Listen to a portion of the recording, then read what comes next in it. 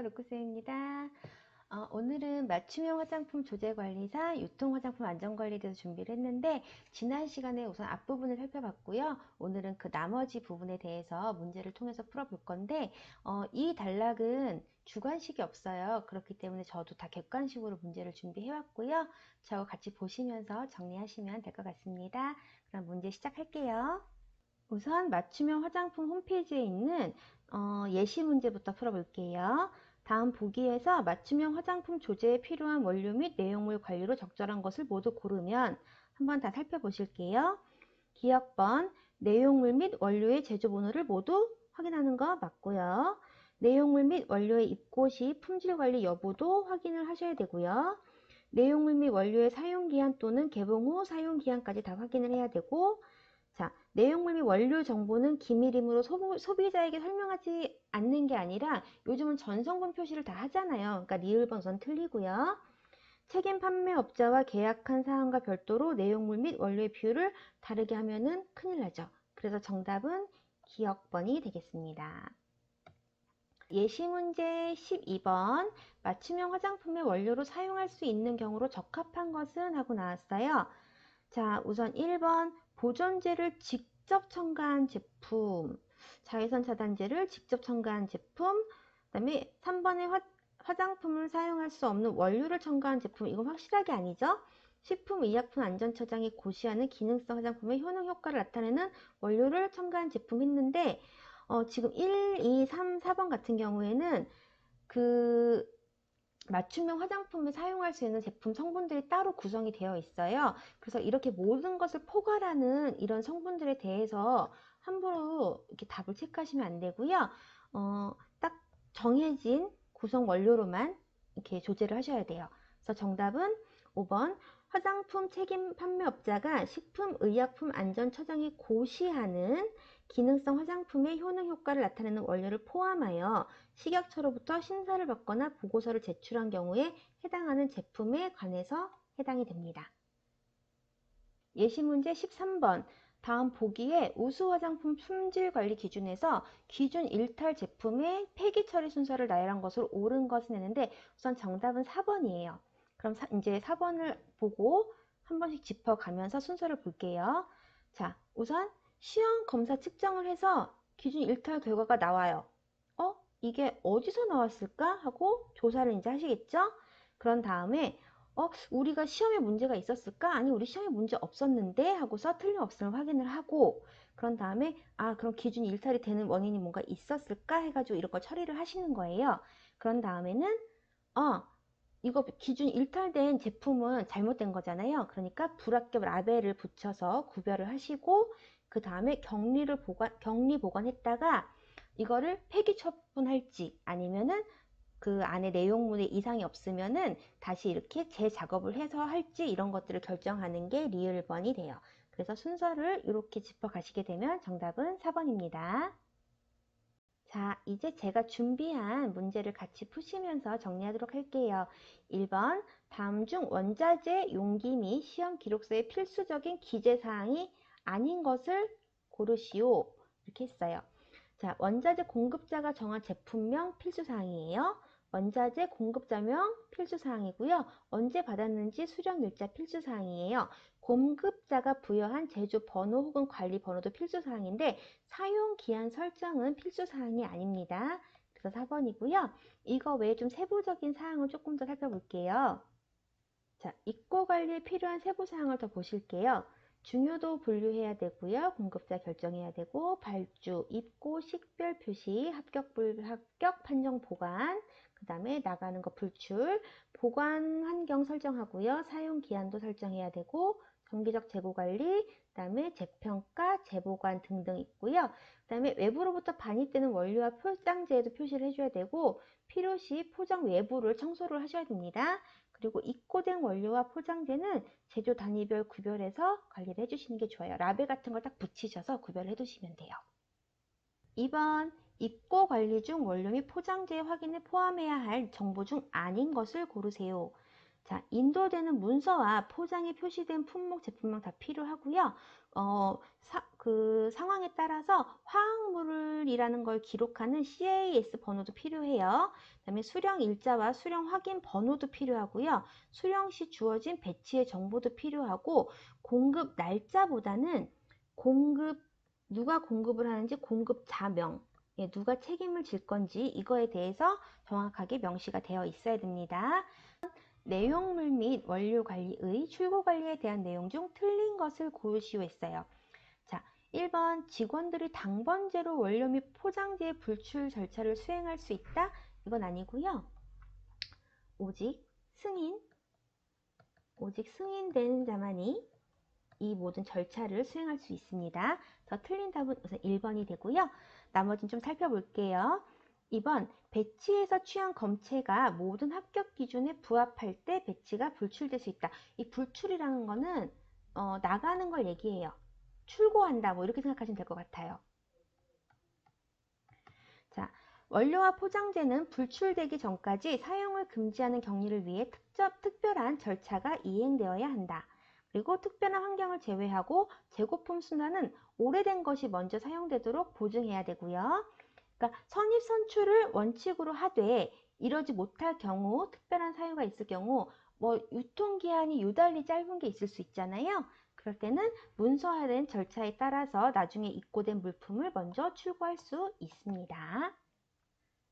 다음 4번 보실게요. 내용물 관리에 대한 사항 중 틀린 것을 고르시오. 자, 남은 벌크 제품과 반제품은 재보관하고 재사용할 수 있어요.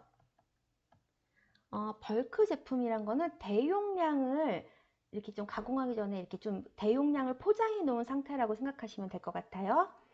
자, 어떻게 사용할 수 있느냐? 자, 변질되기 쉬운 벌크 제품과 반제품은 재사용하지 않는 게 원칙이고요.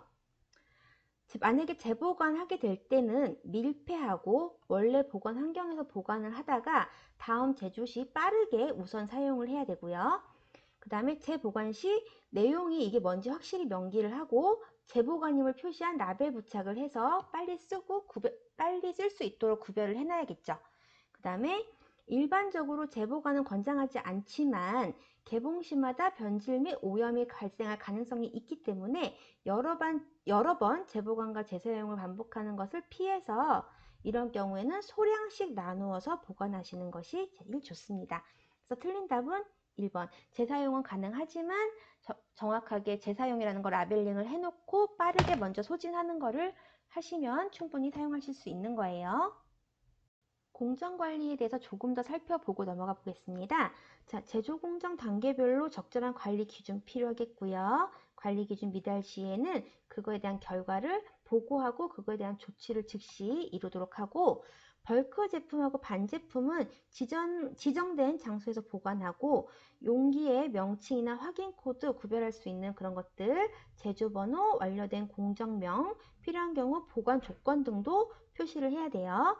벌크 제품의 최대 보관 기한을 설정해 놓고요.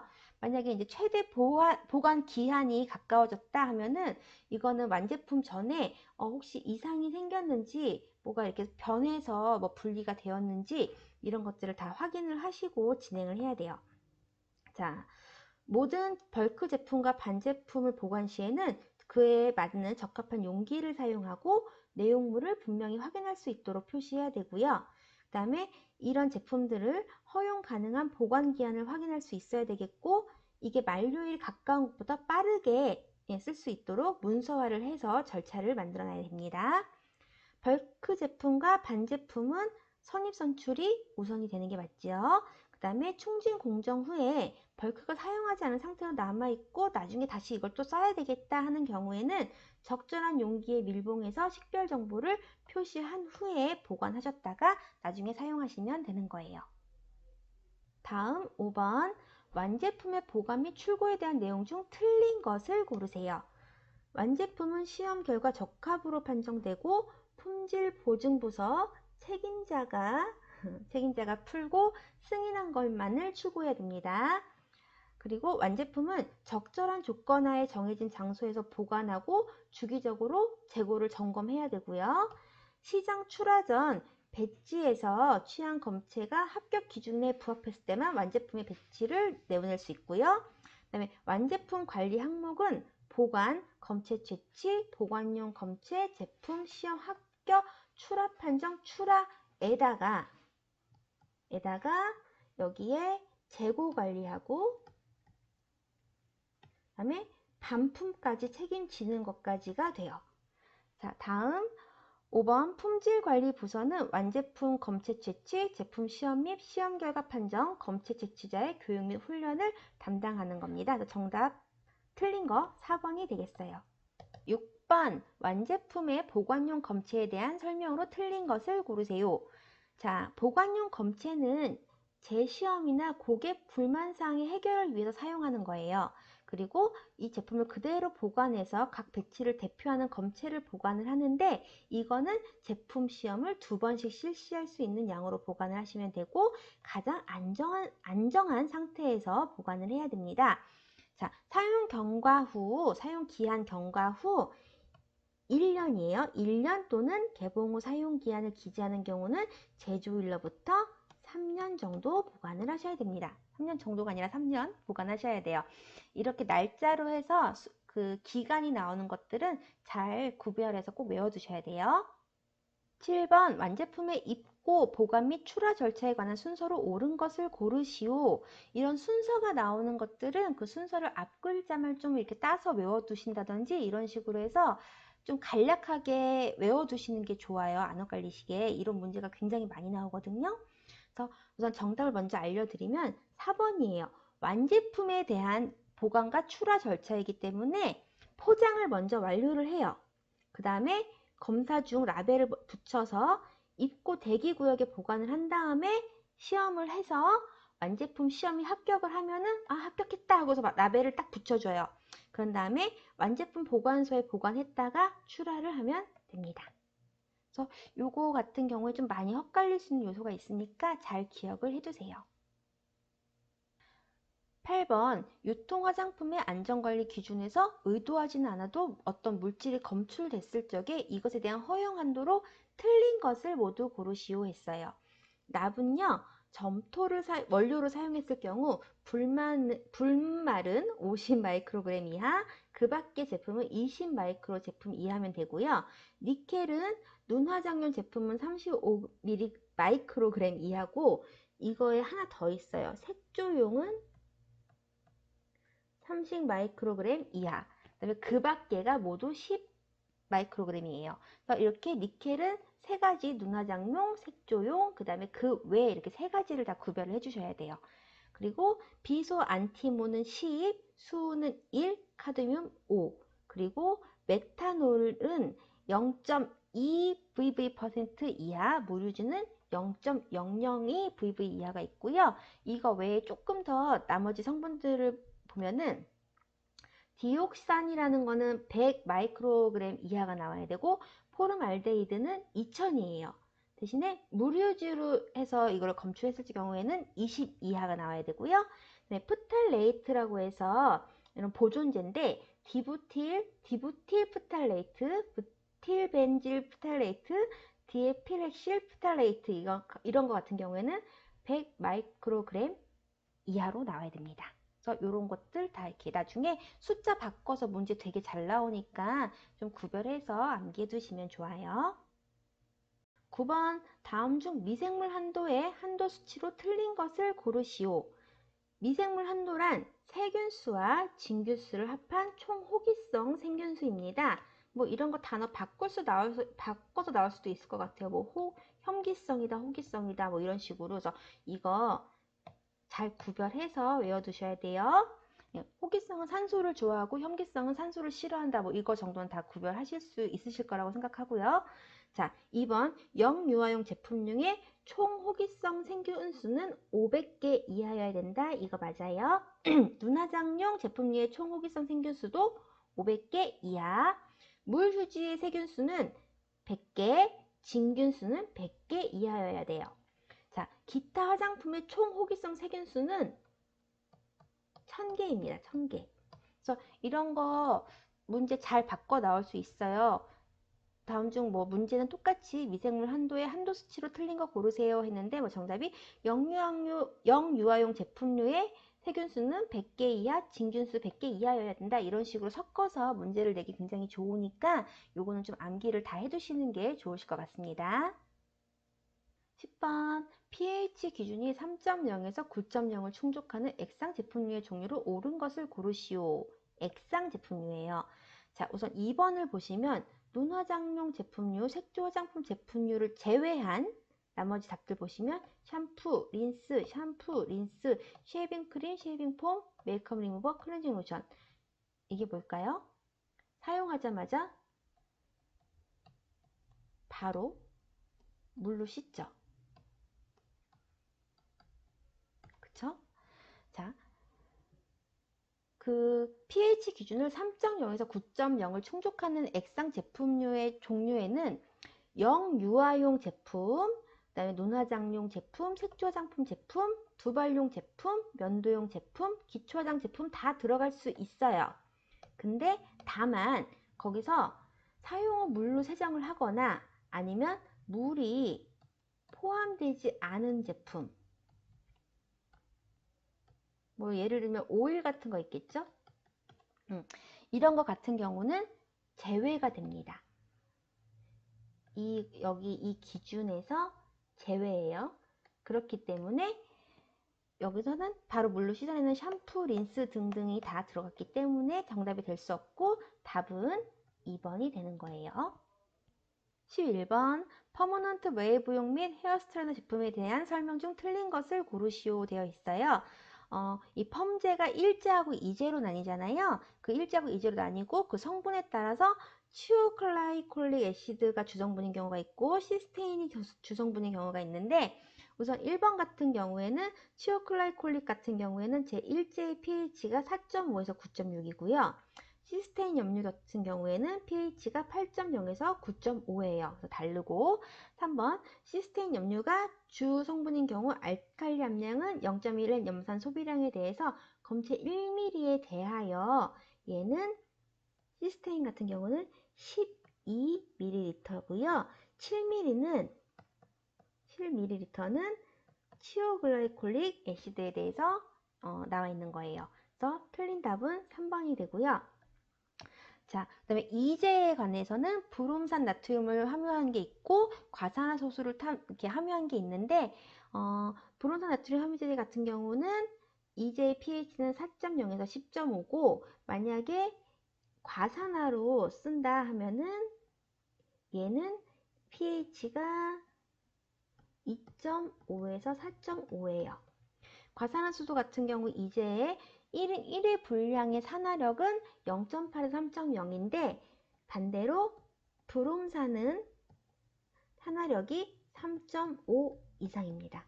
이렇게 해서 구별해서 좀 외워두시는 게 좋으세요. 12번 비의도적 유래 물질의 검총 허용 한도에 대한 시험에 대해서 그 품목과 성분이 틀린 것은 하고 나왔어요. 자, 1번 납과 비소와 수은 기초 화장품에서 나오면 안 돼요. 안티몬과 카드뮴은 색조 화장품류에서 나오면 안 됩니다. 디옥산은 PG, POG를 다 포함해서 계면활성제 제품에서 나오면 안 되고요. 메탄올은 물론 영유아용 정육품에서 메탄올이 쓰인 일이 있을지 모르겠지만 어쨌든 정확한 답은 이게 아니어서 정답은 4번이고요. 5번 프탈레이트류는 손발톱용 제품, 그 다음에 향수, 두발용 제품에서 검출이 되면 안 되는데 그 메탄올하고 좀 다른 성분에서 조금 더 살펴볼게요. 자, 메탄올은요 알코올 함유가 된 제품에서 나오면 안 됩니다. 스킨 로션이라든지 향수라든지 헤어 토닉에서 나오면 안 돼요. 그 다음에 포름알데히드라는 거는 디아졸리닐 우레아, DMDM 하이난토닌, 코타늄 15 이런 거에서 나오면 안 되는 거예요. 13번 다음 중 ICP-MS 시험 방법으로 검사할 수 없는 성분은 무엇인가 했는데요. 정답은 수은입니다. 수은은 수은 분해 장치나 뭐 수은 분석기 같은 게 이렇게 있어요. 그래서 그걸로 할 수 있고 그 외에 납, 니켈, 안티몬, 카드뮴 등등은 ICP-MS 시험 방법으로 검사할 수 있습니다. 14번 유통화장품 안전관리 기준에 따른 내용량 시험을 했을 때 제품을 몇 개를 가지고 시험해서 3개를 가지고 시험에서 기준치를 벗어났을 경우에는 6개를 더 쓰셔야 돼요. 6개를 더 이렇게 취해서 9개 평균 내용량이 몇 퍼센트 이상이냐면 97% 이상이어야 이게 통과가 되는 거예요. 그래서 정답은 4번. 5번 자외선 A에 PA 플러스에 대한 설명 중 옳은 것은, 그러니까 자외선 A의 그 차단 지수 효과가 어느 정도이냐 이거를 물어본 거죠. PA 플러스는요 8시간 이상 16시간 미만입니다. 이렇게 해서 외워두시면 편하세요.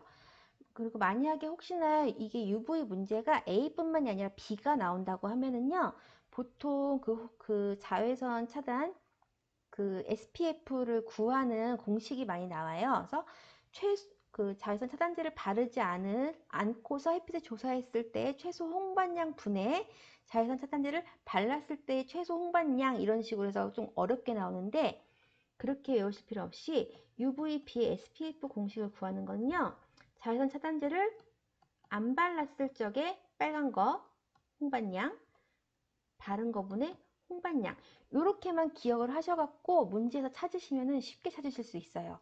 괜히 이렇게 말이 길게 나오거든요. 그래서 자외선 UVA, B에 관한 문제 다 놓치시지 않기를 바래요. 16번 화장 비누의 수분량 시험에서 다음과 같은 결과를 얻었을 때 화장 비누의 수분량은 얼마인가? 이런 계산 문제가 좀 나올 것 같아서 일부러 넣어놨어요. 그래서 공식 같은 거 조금 외워두시는 게 좋은데, 그대로 지금 옆에 나와 있는 데를 한번 해볼게요. 이게 공식이거든요. 자, 가열전 접시와 검체의 무게 100씩 빼기 접시의 무게 10g, 그 다음에 위에 가열전 접시와 검체의 무게 110에서 검체 90.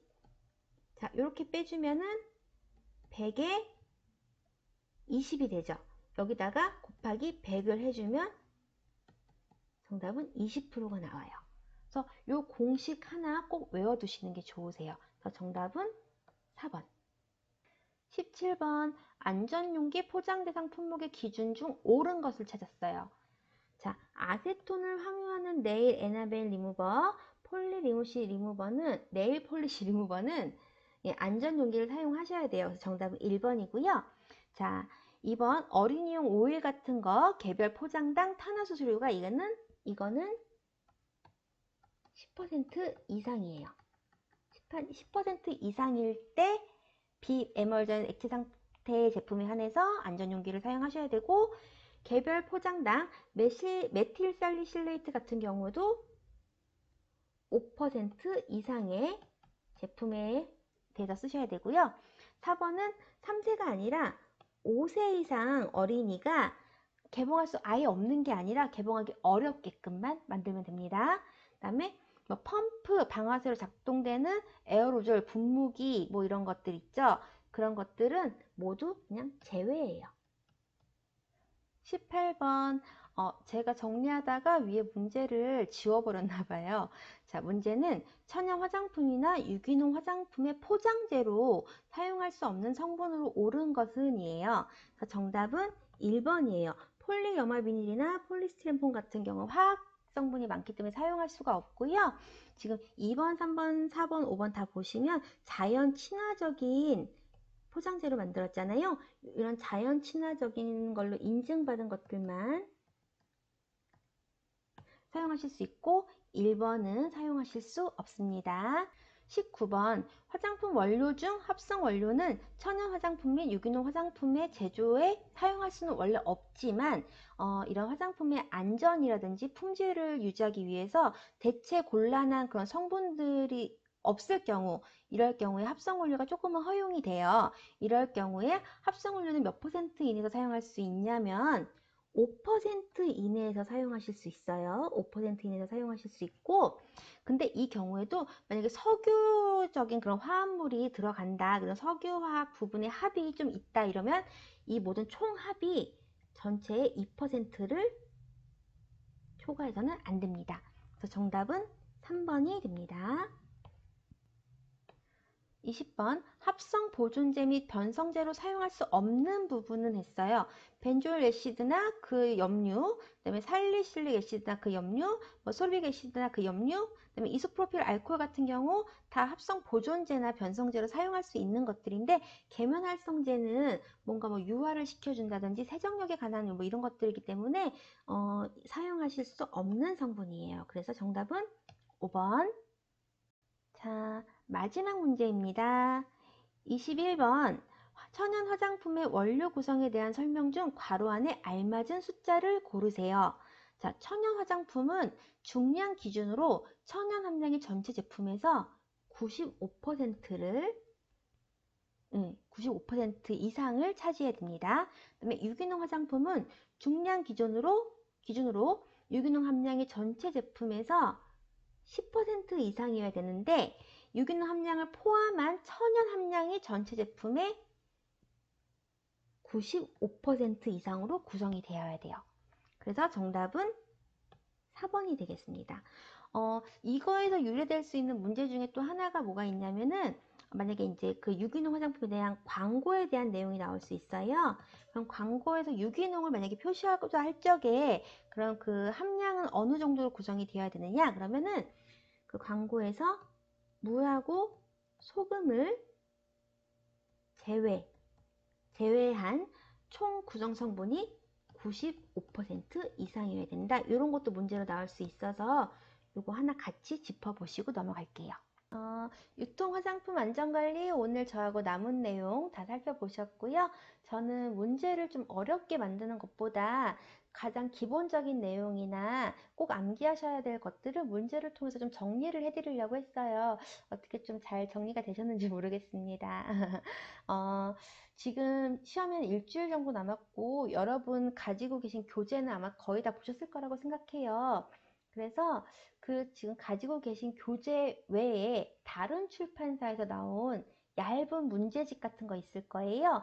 그거 하나 꼭 구비하셔서 지금부터 하루에 하나씩 모의고사 본다고 생각을 하시고 이렇게 푸시면서 좀 새로운 유형 문제도 좀 파악을 해보시고 새로운 내용 같은 게 있으면 좀 체킹해 놓으시고 이러면서 좀 시험 준비를 하시면 좋을 것 같아요. 그리고 날도 요즘 너무 쌀쌀해졌으니까 시험 보실 때 이렇게 뭐 아프시지 않도록 감기 같은 거 안 걸리시도록 지금부터 컨디션 조절도 잘 하시면서 준비해야 될 것 같습니다. 그러면 저는 이제 다음 영상으로 또 뵐게요. 빠이, 안녕히 계세요.